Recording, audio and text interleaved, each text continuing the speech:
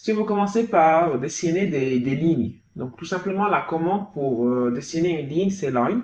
Ou bien aussi, vous pouvez cliquer sur L, et voilà, line, specify first point, c'est la première étape à faire. Je clique là où je veux, et je commence. Donc vous voyez, là je suis en train de bouger la souris, et puis lorsque je suis à l'horizontale, j'obtiens une ligne qui est verte. Donc ça veut dire que AutoCAD me dit que là, vous êtes vraiment à l'horizontale. Si je fais comme ça, j'obtiens aussi un autre trait vert pour me dire que je suis à la verticale. Donc voilà, c'est vraiment pratique au cas où vous avez envie de dessiner des traits qui sont vraiment droits. Et au cas où ces traits en vert n'apparaissent pas chez vous, vous devez aller cliquer sur le bouton qui est là. Vous voyez, il y a un bouton qui ressemble donc à un cercle avec un angle qui est dessiné.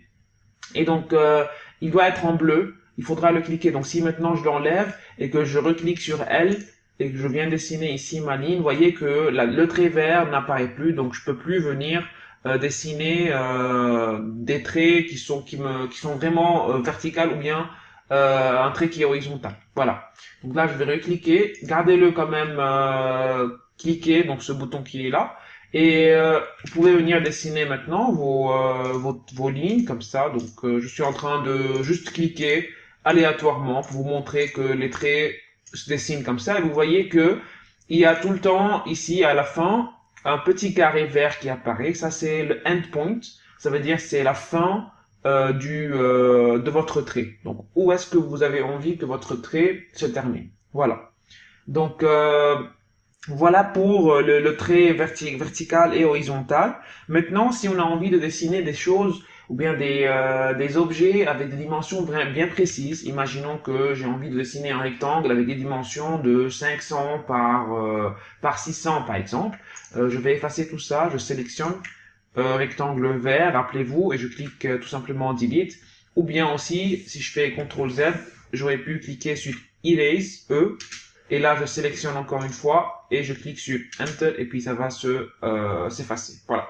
Maintenant, si on revient à notre rectangle et j'ai envie de dessiner un rectangle, on avait dit que c'était des dimensions de 500 par 600, je commence, donc je clique sur L, Enter, et voilà, là je veux un trait qui est vertical, qui est horizontal, je vais cliquer 500, comme ça, et puis après, j'ai envie d'avoir un trait qui est donc perpendiculaire, avec un angle de 90 degrés. Et là, j'ai envie que ça soit un 600, je clique 600. Et voilà, je reviens ici, on avait dit que c'est un 500. Et ici, au lieu de venir, donc, on peut recliquer évidemment un 600, c'est pas faux. On peut tout simplement avoir le endpoint, comme on vient de le dire maintenant, pour rejoindre le premier point qu'on avait choisi. Ou bien aussi, on peut s'approcher du point voulu et puis on clique sur C pour close. Et d'ailleurs, vous voyez bien que là, on a une option qui est close. Et pour avoir close, il faudra cliquer sur C. Donc je clique C, Enter, et puis voilà, votre rectangle va se fermer. Donc voilà comment on peut dessiner un rectangle selon des dimensions bien précises. Maintenant, si j'ai envie de dessiner un objet qui n'a pas des angles droits, qui a des angles qui sont variables et que ça change d'un coin à un autre. Donc regardez comment on fait. On clique sur L comme d'habitude. Voilà. Imaginons que j'ai choisi ici un 500. Et puis après, j'ai envie que cette ligne-là soit avec un angle, bien comme ça, un angle de 150 degrés. Donc vous voyez ici, il y a 125,3 qui figure. Et ça, c'est un moyen pour AutoCAD de nous dire que voilà, si vous tournez comme ça votre trait, vous allez avoir un angle qui est de 130, 133, voilà, comme ça. Et donc moi, si j'ai envie de fixer cet angle-là, il faudra avant tout commencer par fixer la longueur de mon trait, qui est en fait en blanc ici. Vous voyez que c'est un 400.825. Je fixe ça en premier. Imaginons que là, j'ai envie de mettre un 200, par exemple. Et au lieu de cliquer sur Enter, il faudra cliquer sur Tab. Parce que si je clique sur Tab, automatiquement AutoCAD va passer, donc il va fixer d'abord la longueur, il va la bloquer, vous voyez que le 200 maintenant, il y a un cadenas juste à côté du 200, et puis maintenant il va passer au niveau de l'angle, et vous voyez bien que pour l'angle, il est maintenant en blanc, vous pouvez venir changer l'angle que vous voulez, donc imaginons que je veux un 150, et vous voyez bien d'ailleurs qu'il y a les 3 décimales aussi, comme j'avais déjà précisé dans la vidéo consacrée aux unités. Donc là, je vais mettre un 150, voilà, et là je clique Enter, et voilà, mon trait qui va se former avec un angle de 150. Et puis ici, je peux venir faire cliquer sur le endpoint pour fermer mon triangle. On peut faire ce qu'on veut.